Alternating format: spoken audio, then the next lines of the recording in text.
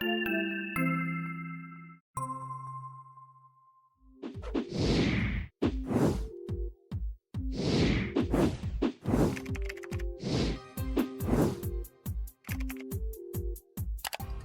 back, Richard. It's very good to see you again.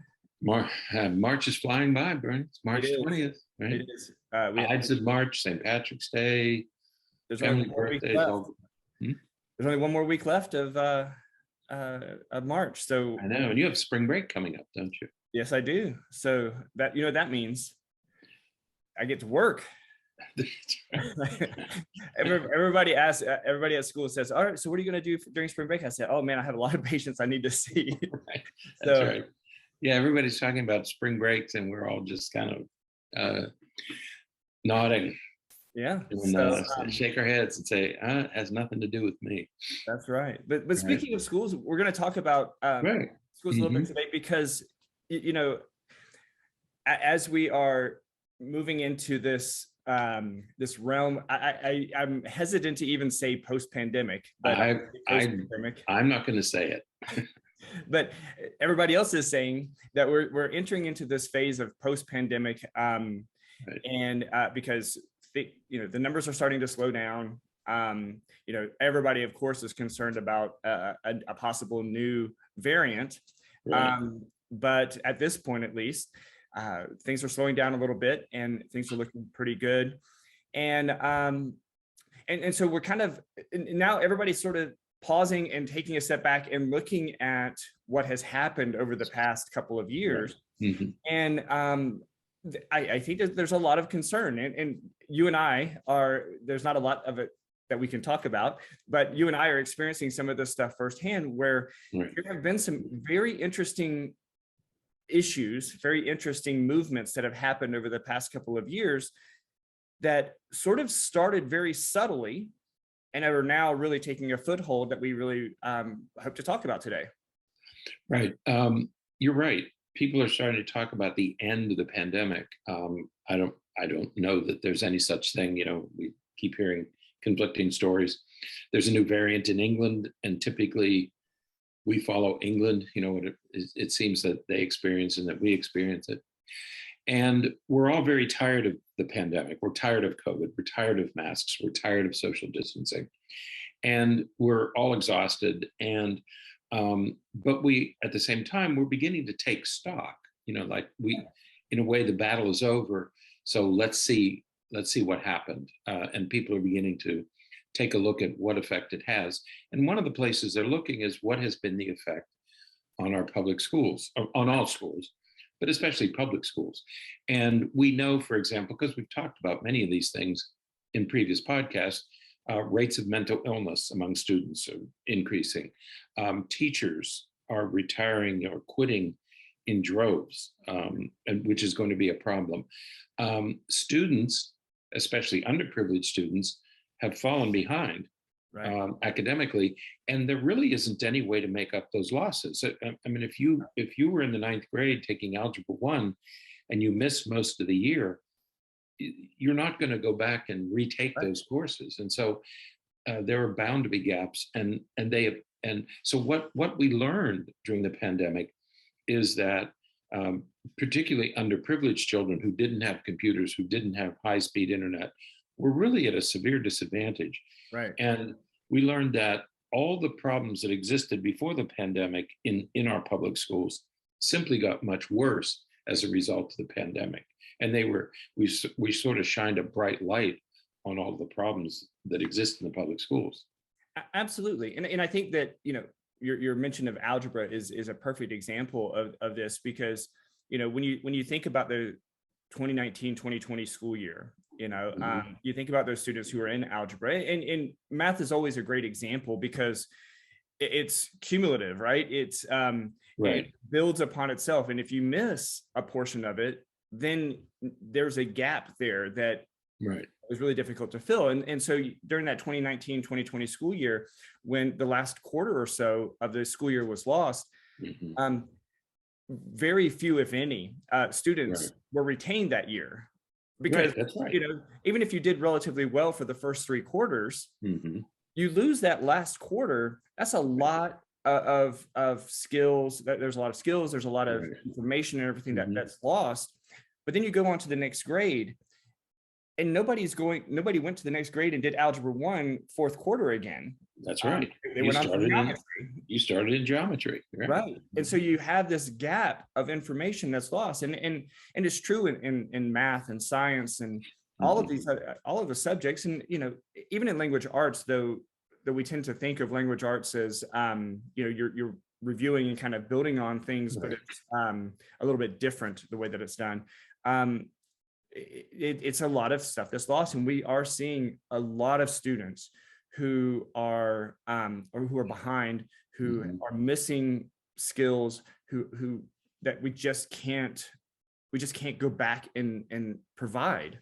Right. And for in way back in the 1970s, a neurologist at Johns Hopkins by the name of Martha Denkla said that, as she also knew about reading, and she said that as long as if you have students who have reading disabilities, as long as they continue to get instruction, tutorial assistance, they make gains. But as soon as that instruction stops, the gains start to recede. So all those kids with learning disabilities or learning problems, or even kids with mild reading disabilities, as long as they were in school getting that extra instruction every day, they were making progress. As soon as that stopped, then the progress stopped, and their skills began to recede. Right, and that's what we talk about every year with the summer slide, right? Exactly. Students can lose up to or more than a grade level of reading skills over the summer if they don't read over the summer. So imagine again that 2019-2020 school year where they basically had 2 summers. It was a 9 weeks, and then another 9 or 10 weeks for summer. That's a lot of loss. And then for many students, they entered the next school year. Either they stayed home for a year and did online education, or they did some kind of hybrid program, or they went into the building, but the building was open and closed, and classes were quarantined and students were quarantined. So there's all those interruptions. Yeah, so inconsistent. Right. And so we know that we have a host of problems that have insinuated themselves into the public schools. However, there's another part of this that this flurry of articles that are coming out recently expose a far more ominous or alarming side of this educational issues, and that we might say what's happening in education, but it's actually happening to public education. Absolutely. And what got our attention was it was an article published in the Atlantic Monthly entitled Pandemic Era Politics Are Ruining Public Education. And of course, what the article is about is schools are becoming battlegrounds over political issues, what are really political and social issues. And what this author argues is, and the kids are the casualties. Right. While the parents are fighting over what are really political issues, they're being introduced into they've come into the public schools, and these ideas have come into the public schools, and the kids are paying once again the kids are paying a price. Absolutely, and we've talked about this a little bit in a previous podcast where we kind of reviewed this issue of how we're fighting, school boards and everyone's fighting about like critical race theory and social emotional learning, all these things that people are for some reason fighting about, when we really need to be focusing on these other issues that we were just talking about. The students are behind, that we really need to figure out how to bolster some of these issues that have come about because of the pandemic. Right. Instead, like you said, we're turning schools into these battlefields where we're fighting about all kinds of things that really are not related, at least not related directly to the education in the classroom where the student sits every day. That's right. And so, as this author points out, if you live in Virginia, the newly elected governor of Virginia set up a hotline where you can rat out your teachers to the government if they if they do something or say something that Mhm. that they're not supposed to say anymore. We just had a law passed in Florida. Don't say, you're not allowed to use the word gay Right. in the early elementary grades. And in Florida, the governor, our governor, wants parents to be able to sue school districts if they make students uncomfortable in some way. And Right. we're not talking. And what does that mean? You have some level of discomfort, and then you have the right to sue a teacher, a school, or a teacher. So while we're struggling with academic issues, educational issues, now we've introduced these far more ominous topics, Right. And they're appearing at school board meetings, and states are passing laws, and this author says it's not clear that the public schools are going to survive these COVID years, because Right. there's so many challenges, and we're not really dealing with them.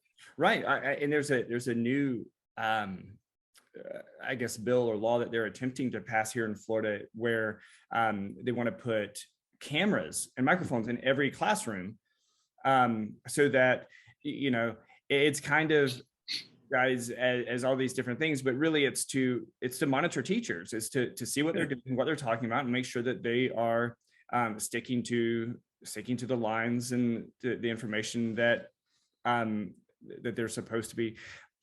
And again, the idea behind education is pushing our knowledge, pushing what we know and what we think. Right. If school was just to reinforce what you already know, Right. then you wouldn't be learning anything. You would just be saying, "Oh yeah, I knew that. That's what we learned. What I learned at home." But the idea is to push your thinking and push your ideas into different directions. And now we're talking about punishing schools and teachers for doing that. That's right. That's right. So while we have a situation where teachers are leaving in droves, I guess a million people quit jobs in public education last year. Teaching was difficult, and Right. teachers were grossly underpaid even before the pandemic hit. I can't imagine what it was like teaching during the pandemic. Right. I mean, I just, to me, it's beyond anything I can comprehend. Richard, in my schools now, we're just starting the fourth quarter, and we still have teachers leaving. Right. In the middle of the year. Right. Yeah, we're 3/4 into the school year, and we have teachers leaving. That's right. And so while everybody assumes that schools are back to normal, they are not back to normal. They're filled with substitutes. In fact, in New Mexico has resorted to using the National Guard to come in as substitute teachers. Wow. I mean, we can't get enough. We all know that we can't get enough. We can't find substitutes to fill these classes as teachers leave or as they get sick. So while all that's going on, right, the classrooms have become this battleground where parents are arguing that they claim to be protecting these students. Right. They say we have to protect the children from the virus. We have to protect them from certain books. We have to protect them from certain ideas getting into the schools. So the parents argue that they're doing it to protect the kids, but what they're actually doing is trying to force a particular way of thinking, right, particular standards, guidelines on an entire population. Okay. So while it's wrapped in a nice package of we want to protect the kids and give people freedom, in fact, it is just a way of pushing one idea or one ideology. Right. And the most alarming part of this, and you say, well, maybe we shouldn't be doing that. Oklahoma, right, a senator from Oklahoma introduced a bill that says that a teacher and a school district can be sued if there's any teaching that contradicts a person's religious beliefs. Right. Now, so you can't teach evolution. Right. You can't teach the germ theory of disease. You can't teach about climate change. You can't discuss how old the earth is. it would be very difficult to discuss slavery, because some people argue that the Bible said that slavery has always been with us. Okay, and so if you talk about slavery, are you violating this law? Right. And the interesting part about this law is that the legal principle is strict liability, and strict liability means it doesn't matter why you talked about it. It doesn't even matter if it's a slip of the tongue. Right. We don't have to prove anything. If you in any way crossed any of these boundaries, you are liable. And the minimum fine is $10,000. Right. Now, this may not be constitutional, because I think you're getting very close to that separation of church and state. And I'm not sure that it would get through the state Supreme Court or the federal Supreme Court. But this is an example, regardless of what happens with this law, it's an example of how far people are willing to go. Right. When they start pushing these ideas. Right. It's just another example of how we're fighting about things and arguing about things that are not relevant to what's really going on and what really needs to be addressed in the schools. Right. And you know, and again, there's so many, there's lots of other examples. But and we're gonna get to some other things more specifically, but you know, the entire process, all of the overall fallout, I guess, of the pandemic is this what was called a K-shaped recession, and that's where the wealthy keep getting very wealthy, and the poor continues to get very poor, and it becomes much more exaggerated. That's right. In times like this. Right, and so here we sit with all these enormous concerns, that all these students who have lost time and skills, right? The million or so educators who are leaving the profession, and 1.5 million students have left public schools. Right. Where are they going? And rates of mental illness. We talk about rates of mental illness have soared, and then you have the whole, what you just talked about, the K-shaped recession. And normally in a recession, the line goes, it dips into a U or a V, and then everybody comes back up. Well, there have been some studies done that says in this recession, that the recession resulting from the pandemic is in the shape of a K, where the upward branch of the K, a lot of people got very, very wealthy during the pandemic. I mean, I know people who did extraordinarily well. If you had money during the pandemic, you did very, very well. Right. And then the bottom leaning part of the K, the bottom portion of the K, those were people who were already struggling. And you remember in the early days of the pandemic, we talked about service employees who, despite the threat of dying, had to keep driving buses and waiting on tables and cleaning rooms. And so the underprivileged struggled even more. And we call that the Matthew effect from the Bible, where the rich get richer and the poor get poorer. Okay? Right. So this has been a K-shape. So again, you have the exaggerated effect on the kids who needed school the most. Right. And I think that you also mentioned about the 1.5 million students who have left public education, public schools. And that to me is a massive concern that we don't think about.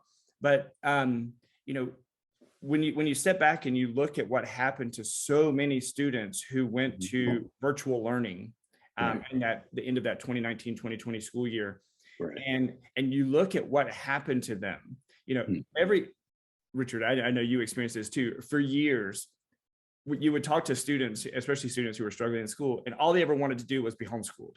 They could say, well, I just want to be homeschooled. Really what they're saying is, I want to be home and play video games all day. But and that really is what happened to most of these students. They just stayed home and played video games. And so homeschooling is not for everyone. No. And it's not, I'm gonna go out there and go ahead and say, it's not for most students. Not for most. There's a small sliver of students who do very well in a homeschool setting. Most students need to be in school, whether that's because of family and parental dynamics, or that's because of the student, idiosyncrasies with the student and him or herself. But most students need to be in school. And so when you have 1.5 million students who are leaving public school. The vast majority of the students need to be in school. Right. That's right. They need to be in school somewhere. Right. And so, yeah, and you can see that at college. I mean, that's always been a problem in college and those kids are older. Those are the older teenagers. Absolutely. And even they struggle with the increased independence that you have as a college student. So now we're talking about middle schoolers or elementary school kids. They can't contain, and you're not going to do that at home. There are very, very few students who have the organizational capacity and the attention span and the focus and the motivation to keep themselves organized every day of the week. Richard, even kids whose parents are educators and they stay home for homeschooling, many of them don't do well, even though their mom or dad is a teacher. They don't do well because it's really difficult to teach your own kid. I mean, just like, for us, you can't do counseling with your own kids. Right. I have infinite patience with everybody else's kids. Oh yeah. I don't bring that same patience. You don't. You just go to bed. Right. So it does come down to, talking about what is the role of education. Right. Because we have all of these changes, and you talked about the Oklahoma bill that's proposed or that's being proposed. And there are a flurry, as you said, of other bills. Yeah, other states. So what is the role of education? Because in different settings, education plays a different role. That's right. And what we talk a lot about school choice and, well, if let's do away with the public schools. 90%, despite the exodus from public schools, 90% of students are educated in the public schools. Right. Okay. We forget about that, that there are about 50 million kids, I think, in the public schools, and 90% of them are in public schools. We don't have private schools for all those kids. We don't have charter schools for all those kids. So if we're going to fix education, we're going to have to fix public education or recreate a whole new system. And so, and what are we asking our schools to do? Well, in a theocracy, if you live in a theocracy, Iran is a theocracy. Well, then you teach the theology. That's what the culture is. If you're in a dictatorship, you go to any country. We see it's happening in Russia today, that there are certain words you're not allowed to use. There are certain things you're not allowed to say. Certainly any dictator, North Korea. What is the purpose of North Korea's educational system? It's to maintain the status quo. It's to indoctrinate and to teach people to become loyal North Koreans, loyal to the government. Well, what is the role of education in a democracy? And traditionally, that was to educate the citizens so they would be informed decision makers. Basically, that's what this is all about. So in some systems, like if you're in an elite system, I think some of the European systems were like that. In the long ago, there were these elite schools, and they would educate, for example, England. You had these very elite private high schools that would lead to these very elite colleges, Cambridge and Eton and those. Well, that's where the leaders were produced. You take all the elected officials, and they all went to those colleges because the schools selected the elites who would grow up to be the decision makers. In our country, we want the ordinary citizen to be a decision maker. And how do you educate them? Well, you create public schools to educate the citizens. That's what Horace Mann wanted to do 40 years after the American Revolution, is to set up schools that would educate the citizens. Right. And so it wasn't in the beginning, at least, it wasn't necessarily to make students ready for college or ready for a career. College and career ready, right? Right. It was, let's just have a foundational level of information. Let's make sure that they understand how these things work. Let's make sure that they know how to read and that they know how to do math, and that they can, do these things to have a level of understanding and a level of functioning that benefits the population, the society as a whole. Right. That was the goal. Yeah. Education is a citizen making endeavor. It is in the public interest. It is in everybody's best interest to have a very robust educational system that you can provide to everybody, because eventually everybody, all these kids are going to grow up and they're going to become voters and they're going to become citizens. And they're going to make decisions. Okay. And so the idea was, let's create a school system that at least gives them some foundation, where they will grow up to learn how to make decisions when they're in the ballot box, but also as they listen to news or they watch news on TV, that they can think critically about it, that they realize that there is such a thing as bias in the news, that people do have access to grind, that people are not. And that was when we had newspapers. Now with the internet and Photoshop, you're never sure what you're looking at. Right. And that does kind of, in an interesting way, kind of bring us to one of the main things that we wanted to talk about today. Right. And that is the issue of censorship, right? Because that has become a massive issue in a variety of ways. Right. Again, kind of thinking about critical race theory. There was a law passed here in Florida that talked about again, schools or teachers or districts can be sued if there's anything in the material that suggests or contributes to the idea of critical race theory. Right. And I mean, we know that there's not, but again, there's been, some of the education programs and some of the software that we use to help teach students have been under fire because people believe that it promotes the idea of critical race theory. And so they want to take that out. And again, kind of cut some of these things away so that students don't have access to all the materials and all the resources that they would otherwise have. That's right. And we see that as a problem, because let's take the issue of we could take any issue there, but let's take the issue of critical race theory. What is it? Where's it from? What does it say? We should be discussing it so that everybody knows what we're talking about. Now, if you decide in the end, but to say it is against the law, we're not going to have this discussion. Right. That becomes a problem. Okay, that's the problem with censorship, is you're saying, no, this is a topic that you're not allowed to discuss. These are words that you're not allowed to use. These are things you're not allowed to talk about in schools. Where does it stop? I mean, who gets to decide what you don't talk about? Absolutely. And I alluded to earlier something that you and I are involved in, and we can mention a few things only because it's been in the newspaper, at least in our area. Nobody outside of our area, I'm sure nobody has any idea. But in our area, there's a group of concerned citizens who have raised the issue of I think it's about 16 books that are in our public libraries, public school libraries, usually high school, in some middle schools. And so we're reviewing these books. You and I happen to be on the committee to where we're reviewing these books because to make sure that they're not breaking the law.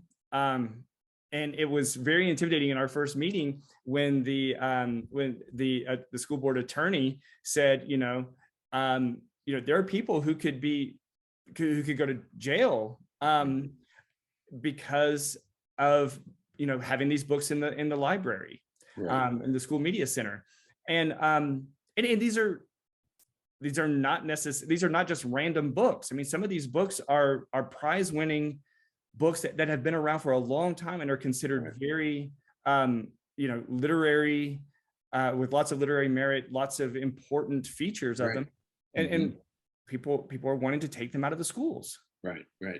And so we need to be very careful with censorship, and that's what we're going to talk about today, because censorship is one of the ways. It's one of the ways that education is being hijacked, by certain groups. Doesn't matter what the group is, and as they point out, both the left and the right, or liberals and conservatives, both groups are trying to censor the other. Okay, so it's not like it's not like a single group is doing all this. Both extremes of the political spectrum are doing it. Right. And censorship is one of those ways that you limit what students can read or hear. You just say, no, you're not allowed to talk about this. And so censorship limits exposure for students when education should be about expanding and exposing. Right. That's what should happen. You talk to anybody who went away to college, if you left your home and you went to another campus, and people will say those are very formative years when you go off to college. Because why? Because you're exposed to different ideas, because you're exposed to different cultures, different languages. That's what's supposed to happen. Right. The college experience should broaden your outlook, not keep it narrow. Right. The idea is to become more tolerant, more understanding, more knowledgeable. Right. I remember when I left and went to undergraduate, finished my undergraduate degree. I'm from this area that we're working in right now, this small area in Central Florida, and I commuted to Tampa, a bigger city, just 45 minutes away, but went to a bigger school. And just the difference in that 45-minute drive, in the people that you're, the ideas and the people and the perspectives that you're exposed to,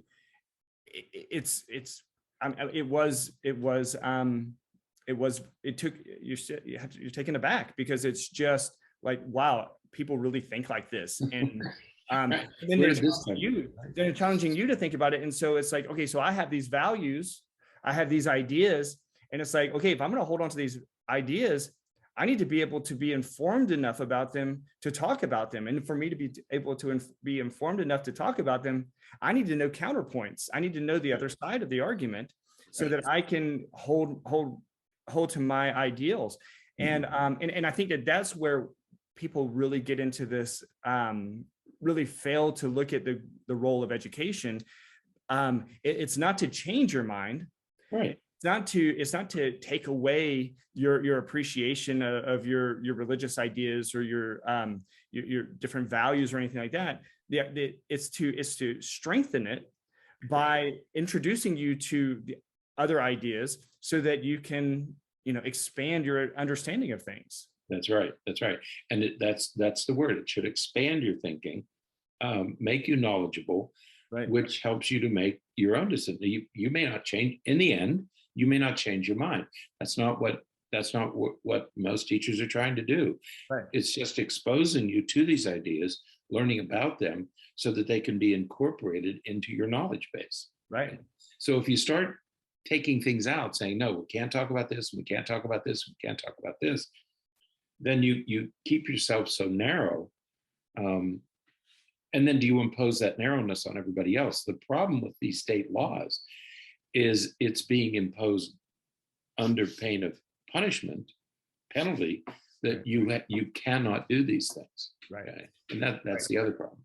Yeah. So this brings us to today's podcast, which is entitled, "Is 2022 the Year of Censorship?" And this is a short piece that was written by Christopher Ferguson. He teaches here at Stetson. I guess he's a neighbor, right? Yeah. Stetson's nearby. Professor of psychology. And he's the one who makes the point. You can censor books or you can censor individuals. There's the famous case of Joe Rogan right now. He's a personality of some type.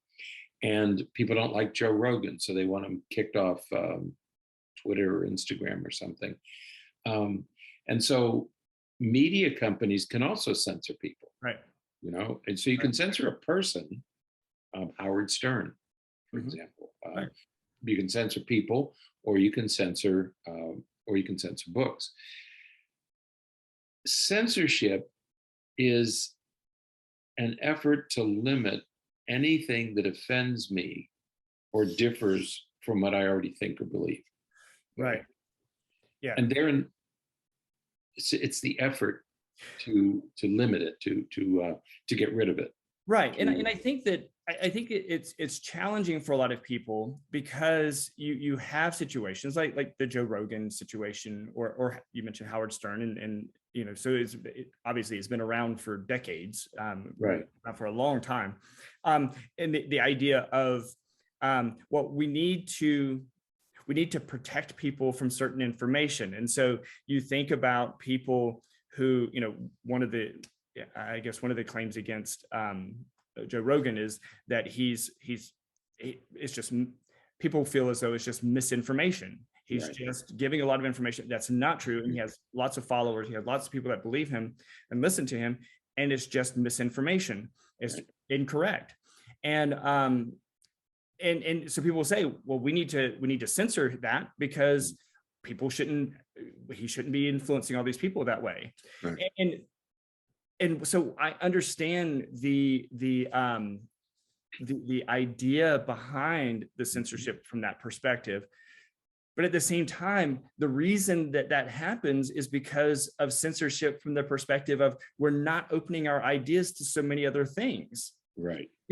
If you were listening to Joe Rogan or whoever, and they're giving you all this information, and all that information is counterintuitive to everything else that you've heard and everything else that you've understood because you've been exposed to all these other things, then you'd be able to make an informed decision yourself. This is not accurate. This is not true. Right. But we don't do that. We stay very narrow and focused, as you were saying a minute ago, because it's almost like we're self-censoring. We're not allowing ourselves, and that seems to be maybe that's one of the unintended consequences of all of the censorship that's happening in schools. Right. Is that we start to self-censor and say, okay, I don't want to listen to anything else that doesn't fit with the way that I believe. And so I can only listen to this stuff. That's right. Right. And so what Ferguson argues is that misinformation, whether it's medical misinformation, certainly we saw a ton of that during the pandemic, or erroneous opinions, maybe erroneous or not. He says, and I think he makes a good point, our best challenge with more speech, not censorship. In other words, if a Joe Rogan appears, and there was another guy, I can't remember his name, he was in the news for a while. There was this daily barrage of inaccurate information. Yeah, I can't remember who it was. I can't remember his name. Yeah, but he said the best antidote for that is not to censor it, but to give accurate information. Right. So at some point you have to say, well, when it comes to COVID, who do I believe? Do I believe the scientists or do I believe somebody else? Right. Well, I'm going to put my money on the scientists because they have the information that I'm looking for. Not saying everybody has to do that. I'm not saying it's against the law if you don't do that. Right. That's how I'm going to make my decision. Right. And so what the other problem with censorship, the psychological component to all of this, so what does this have to do with psychology? The issue is confirmatory bias. Absolutely. Ferguson calls it my bias, which I think is a cute thing, but we call it confirmatory bias. And confirmatory bias is we tend to listen to, believe, read what confirms our own beliefs. Absolutely. If you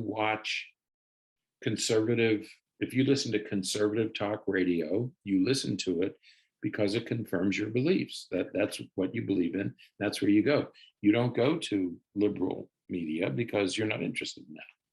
Absolutely. And we've talked about this before, that, in today, in this age of news entertainment and news information, it is primed for confirmatory bias, because you're absolutely right. If and I'll just use some of the buzzwords that make me nervous a little bit to say, but if you are a Trump supporter, you're not watching MSNBC. Exactly. You're watching Fox, and if you are a Trump opponent and you dislike everything that he says, you're not watching Fox. You're not going to watch Fox. You're watching MSNBC or something like that. And while you're going to get lots of information that makes you feel good, that at least supports your ideas, it's confirming what you already believe. And so there's nothing there to challenge you. We are so anxious and nervous about being challenged, or challenging our ideas. I think it's one of the fatal flaws that have really come out of the way that the education system has been working over the past maybe even the past couple of decades, is that we are so opposed to having our ideas challenged and having to defend, if you want to use those kinds of words, defend our ideas, that we've just settled into this idea that we're right. And that if you say that we're wrong, clearly you're wrong because everything in my world says that this is right. That's right. And when you get those two positions, the way they're hardening these days, that you begin to feel like enemies. Like even family members who, they're on one side of the political spectrum or the other, and we start to dislike each other, right, and avoid each other. And that's exactly the opposite of what should be happening. We should be talking to each other and expanding our views. Yeah, I remember, and so this was a long time ago, because it was back with President Obama. I have a cousin who did not like President Obama at all, and he would post things on Facebook and all that kind of stuff. And one of the things he posted on Facebook was that photoshopped picture of Obama, where they photoshopped him into that. I think it was a Black Panthers thing, and he was like smoking, but he was there with it. And he posted that, and I said, hey man, that's photoshopped. I said, I appreciate that, and I put this in the text message, and I said, I really appreciate what you're trying to communicate. But it would be much more informative. It'd be much more meaningful if you used real information, not this created stuff, but used real information. Because I think that he was trying to make some good points, but he was using this, and it just kind of pulls people away from it, because as soon as you see it and it's not real, it's like, okay, I'm not even going to finish reading this. And he got so offended and so argumentative or confrontational about it. I said, okay, I guess we can't talk about this. I thought we could talk about this, but why was he offended? Because I was supporting Obama, and I was not paying attention to what was really going on. I said, I am not supporting anybody in this discussion right now. I'm just saying that I want to read what you're talking about. But when I see something that is clearly not true, it immediately puts me into this frame of mind that, okay, none of this is going to be true, because they're starting it out with a picture that's photoshopped. Right. But that's because I was trying to read both sides of the situation. And when people don't, again, all we do is focus on this one piece, and we fall into that confirmatory bias where we only expose ourselves to what we already believe. That's right. And we see bad things in people who are different than we are, who don't live up to our biases. And so it's very easy to see bad behavior in those groups who don't conform to our bias. So we have to be very careful. And I think this is what I like about this article, that he says we have to be very careful that we don't tolerate censorship when it's our side that's doing the censoring. Yeah. And he brings up the book To Kill a Mockingbird. And he said, in our country today, both liberals and conservatives have tried to ban To Kill a Mockingbird because everybody finds something to dislike about the book. Okay. And he said, and so we have to be careful that we don't censor. There have been college campuses. I forget. I think it was Shapiro, who was supposed to give a talk on a college campus. Right. I think it was at Berkeley, and the students rose up and said, we don't want him here. Well, that's still censorship. That's still deplatforming. And even though I might agree, it doesn't make it right. Right. It's still censorship. So I think Ferguson makes a good point when he says, be careful, because censorship is censorship. Right. And I get too the idea that sort of this absolutism of free speech, it can get into the absurd. When we talk about,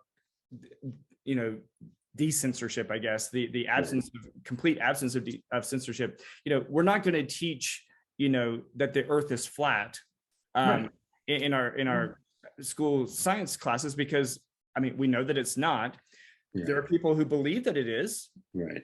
And so, we don't need to introduce those ideas. And people debate about whether we should have, talk about evolution versus creationism. There are people who believe that we were aliens that came to Earth, and that's how we started. So should we teach that as well? There's lots of different things, and so we do have to be careful that there are some limitations, but that should be separate and it should be very narrow, and certainly separated or divorced from partisan influence. That it's a right or a left or whatever. It needs to be thought out and considered based upon all the evidence that we have. Right. And I think, you're right. When we talk about free speech, there have always been limits on free speech. I mean, there are just certain things you're not allowed to do or say. And there are certain things that you shouldn't say in some company. I would, it's one thing if you're out with your buddies, but it's another thing if you're having dinner with your grandmother. It's a different vocabulary that you use in those settings. So there are limits, but the limits should be very narrow. Right. And they should be divorced from partisan influence. Right. The other thing is, if I am an elected official, I have a higher standard than an entertainer. Right. Okay. Joe Rogan's an entertainer. Howard Stern's an entertainer. They have one standard. But if I'm a governor or a president or a lawmaker or a mayor, I have a higher standard that I have to achieve and attain and live by. I mean, it just comes with the office. A teacher has a higher standard. You have to be careful about what you say to young minds. Yeah. The other week when you mentioned the bill here in Florida that was recently passed, it's dubbed the Don't Say Gay bill, where it puts some limitations on our opportunities to talk about LGBTQ community issues and stuff in the public schools. And there are a lot of people who have a big problem with this. And around the time that it was being voted on, there were students who were protesting and were kind of saying, hey, don't take away our right to be able to be open and, everything. And but at the same time, there were students who on that side who would carry around signs that say gay lives matter. Okay, that's great. But underneath it said straight lives don't. Right. Reverse bias. It's like, okay, well, you can't say that. I mean, yes, you can say gay lives matter because they do. And that's, we have to recognize that. And it's a population, it's a group of people who have historically been marginalized and abused in so many different ways. And so to say that gay lives matter is really important. But you can't say that straight lives don't matter, because that's, it didn't say Black lives matter, white lives don't. Right. It doesn't say that, but because again, there are some limitations that we have to have just to in many ways just to protect people. Right. Yeah, and I think that's a really good point. That I didn't see that sign. Straight lives don't. Right. That's the problem. That's me. That's me doing what I'm telling others not to do. Okay? Absolutely. Doesn't matter which side you're on. So you have to be mindful that sometimes you might be against censorship, but you might be doing some censorship yourself. Right. Okay? So the take-home message here is that censorship is done by both sides. We are all guilty, if you will. But it's a very, very, very slippery slope. And I would say that it's best to avoid censorship, because you can get yourself into a great deal of trouble. When you start censoring, the first question is, who gets to decide what gets censored? And that's the first problem you get into.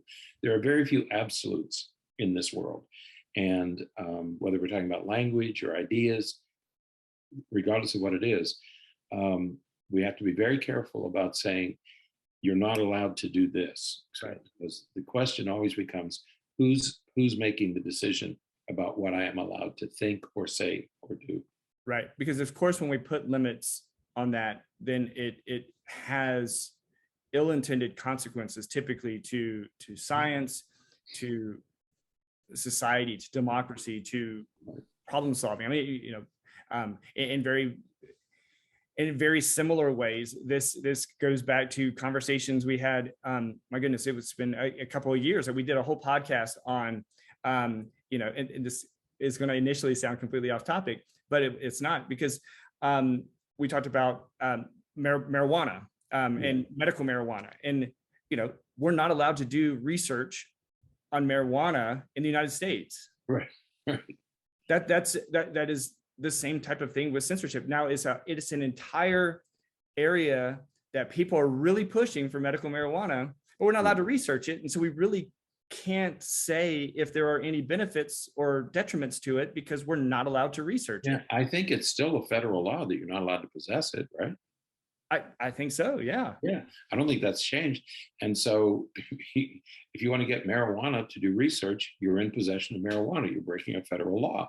Right. And so you're not allowed to do research on this thing that millions of people are using and abusing. Right. Yeah, that's the problem with this. It's also, teachers are becoming very, very cautious about how they talk about race. Because it's really difficult. There are certain things that you're just not, you could get into some trouble if you say them, but that's because somebody somewhere has said, we're not going to talk about this, and so you say, okay, we're not going to talk about race, we're not going to talk about this, and we're not going to talk about this, we're not, and if you narrow it, if you make it too, what are you allowed to talk about? Right. And who gets to decide what the permissible topics are? And you begin to see that sort of moves you in the direction of the authoritarian dictator who's allowed to say, these are the only things you're allowed to say. Putin did it in Russia. Absolutely. You're not allowed to use the word invasion. You're not allowed to use the word war. You can be sent to jail for 15 years if you use those words. Right. That's censorship. Absolutely. And that's what we have to be careful of. Absolutely. So we need to avoid it, recognize it. Again, we're all guilty of it. We all do it. Right. So we need to be careful. We need to be mindful of it and protect ourselves from ourselves. So, all right. I think that's it then for today. And, just be mindful of all of this, and all of you that have spring break coming up, enjoy your spring break. Enjoy a little bit of time off, and then we'll get back to it, because then it's test taking season. So that's right, which is also going by the wayside from what I understand. Yes, it's going to be interesting. Progress monitoring. So yeah, stay tuned. So one more 9 weeks of education, and then another summer vacation, summer break. Okay. That's right. All right. Well, that's it for today. Seeing you again. It's good seeing you again as well. Until next time, stay happy, stay healthy, and forget to be afraid.